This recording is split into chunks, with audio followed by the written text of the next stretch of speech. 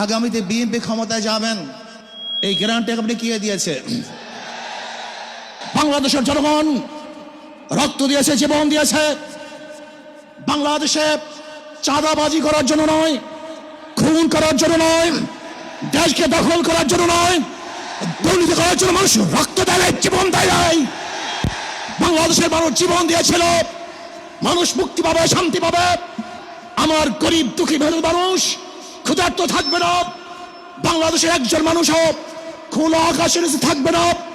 বাংলাদেশের একজন গরিব বস্ত্রহীন থাকবে না। আমার বাংলাদেশের কোন মানুষ গুম হবে না, খুন হবে না। বাংলাদেশের কোন ব্যবসায়ীকে চাঁদা দিতে হবে না। বাংলাদেশের প্রত্যেক নাগরিক অধিকার বাস্তবায়ন হবে। তারা শান্তিতে বসবাস করতে পারবে, নির্বিঘ্নে ঘুমাতে পারবে।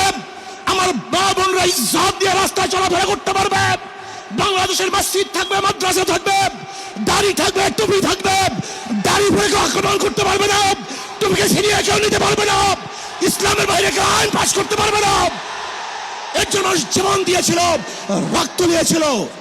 দ্বিতীয়বার দাড়ি টানবে এই দৃশ্য দেখার জন্য মানুষ রক্ত দেয় নাই। মৌলবাদীর বিরুদ্ধে আলোক আঙ্গুল তুলবে, মোল্লা বলে গালি দিবে, আজকে টুপি দাড়িওয়ালাদেরকে ক্ষমতায় যেতে দেবে না, এই স্লোগান শোনার জন্য মানুষ রক্ত দেয় নাই। আমরা পিআর সিস্টেম নির্বাচন চাই, সংখ্যানুপাতিক হারে নির্বাচন চাই। বিএনপি কেন মানছে না? বিএনপি তো দাবি করেছে আমরা জাতীয় সরকার গঠন করব, এটা বিএনপির দাবি। আর জাতীয় সরকার গঠন করার জন্য সবচেয়ে ভালো পদ্ধতি পিআর সিস্টেম নির্বাচন। জাতীয় সরকার সর্বদলের অংশগ্রহণমূলক সরকার, আর সর্বদলের অংশমূলক সরকার গঠন হতে পারে একমাত্র পিআর সিস্টেম নির্বাচনের ভিত্তিতেই। তাহলে কেন বিএনপি মানছে না? কারণটা কি আমি তো বুঝি না। অবশ্যই বিএনপিকেও পিআর সিস্টেমে নির্বাচন মানা উচিত। সংস্কার চাই। বিএনপি বলছে আমরা সরকার গঠন করে ক্ষমতায় গিয়ে সংস্কার করব।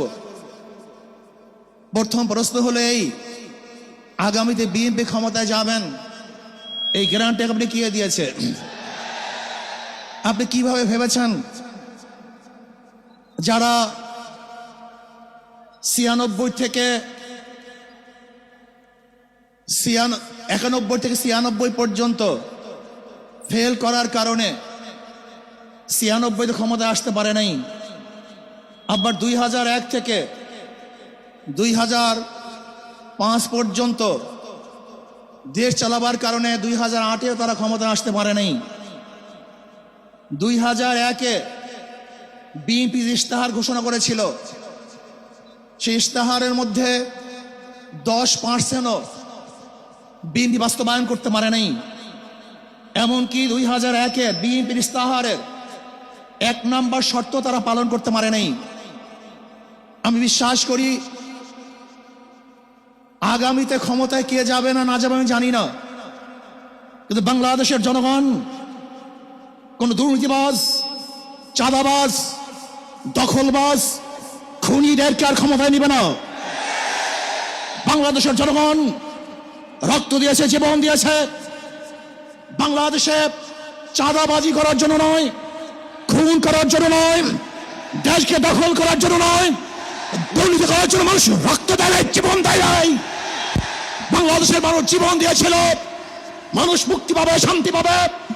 আমার গরিব দুঃখী মেহনত মানুষ ক্ষুধার্ত থাকবে না। বাংলাদেশের একজন মানুষও খোলা আকাশের নিচে থাকবে না। বাংলাদেশের একজন গরিব বস্ত্রহীন থাকবে না।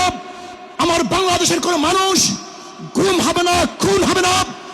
বাংলাদেশের কোন ব্যবসায়ীকে চাঁদা দিতে হবে না। বাংলাদেশের প্রত্যেক নাগরিক অধিকার বাস্তবায়ন হবে। তারা শান্তিতে বসবাস করতে পারবে, নির্বিঘ্নে ঘুমাতে পারবে। আমার মা বোনরা ইজ্জত দিয়ে রাস্তায় চলাফেরা করতে পারবে। বাংলাদেশের মসজিদ থাকবে, মাদ্রাসা থাকবে, দাড়ি থাকবে, টুপি থাকবে। দাড়ি পরে কেউ আক্রমণ করতে পারবে না, টুপিকে ছিনিয়ে কেউ নিতে পারবে না, ইসলামের বাইরে কেউ আইন পাশ করতে পারবে না। এর জন্য জীবন দিয়েছিল, রক্ত দিয়েছিল। দ্বিতীয়বার দাড়ি টানবে এই দৃশ্য দেখার জন্য মানুষ রক্ত দেয় নাই। মৌলবাদীর বিরুদ্ধে আলোক আঙ্গুল তুলবে, মোল্লা বলে গালি দিবে, আজকে টুপি দাড়িওয়ালাদের ক্ষমতায় যেতে দেবে না, এই স্লোগান শোনার জন্য মানুষ রক্ত দেয় নাই। এই দৃশ্য দেখার জন্য বুকের তাজা রক্ত জমিনে ঢেলে দিয়ে মানুষ শাহাদাত বরণ করে নাই, বরং বাংলাদেশের মানুষ শাহাদাত বরণ করেছিল এই জাতিকে মুক্তি দেওয়ার জন্য, কোরআন ও সুন্নাহর আইন বাস্তবায়ন করার জন্য। বাংলাদেশের মানুষ ওই ভারতের গোলামি করার জন্য রক্ত দেয় নাই।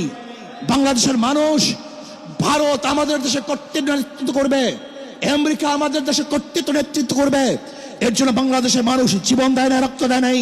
বাংলাদেশের মানুষ সাধন, তারা নিজেরা আইন প্রণয়ন করবে, নিজেরা সংসদ পরিচালিত করবে, তারা নিজেদের পায়ে দাঁড়াবে।